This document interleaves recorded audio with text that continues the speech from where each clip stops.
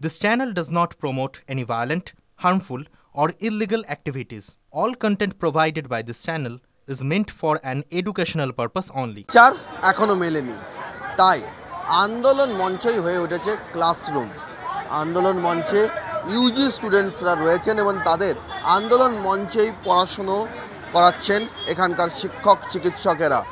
তাদের বক্তব্য যে তিলোত্তমার খুন ধর্ষণের ঘটনায় এখনও পর্যন্ত বিচার অধরা রয়েছে, তবে চিকিৎসা বিজ্ঞানের ছাত্র হিসেবে পড়াশোনাটাও জরুরি। আর সেই জন্যই তিলোত্তমার বিচারের দাবিতে যে ধর্ণা মঞ্চ গঠন করা হয়েছে, সে ধর্ণা মঞ্চে হয়ে উঠেছে ক্লাসরুম। আর কিঞ্জলের সঙ্গে একটু কথা বলে নেব। কিঞ্জল, এখানে ধর্ণা মঞ্চ কেন ক্লাসরুম হলো? ধর্ণা মঞ্চে ক্লাস বলতে আমাদের মাইক্রোবায়োলজি ডিপার্টমেন্টের থিওরি যে সিলেবাস, এটা অনেক আগেই শেষ হয়ে গিয়েছিল।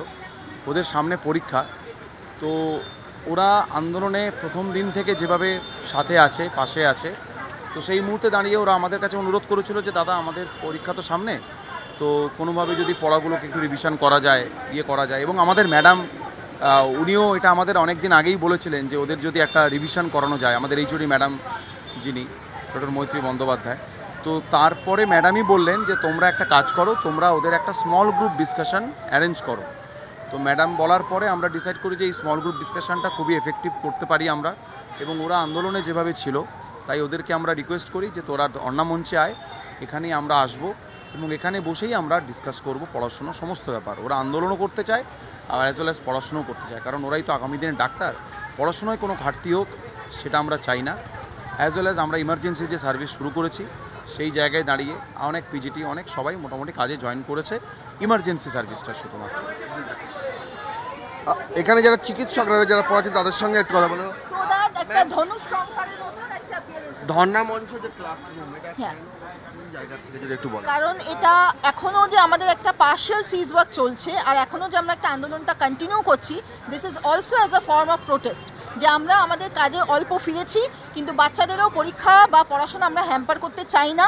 কিন্তু এই আন্দোলনটা করাটা যে এক্সট্রিমলি ইম্পর্টেন্ট, সেটাকে দেখানোর জন্য অ্যাজ আ জেস্টার আমরা এই প্রোটেস্ট মঞ্চতেই আমরা ক্লাসটা কন্ডাক্ট করার চেষ্টা করছি। ধর্ণা মঞ্চ ক্লাসরুম কিভাবে দেখছো?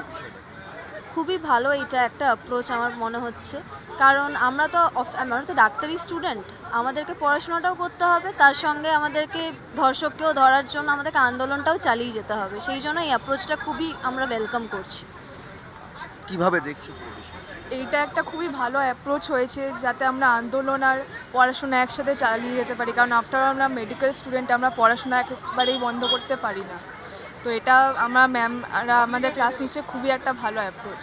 চিকিৎসা পরিষেবা যেমন চালু হয়েছে হাসপাতালগুলিতে, পাশাপাশি শিক্ষার পরিবেশও যে মেডিকেল কলেজগুলিতে বজায় রয়েছে, তারই প্রমাণ হিসাবে ধর্ণা মঞ্চে তৈরি হলো ক্লাসরুম।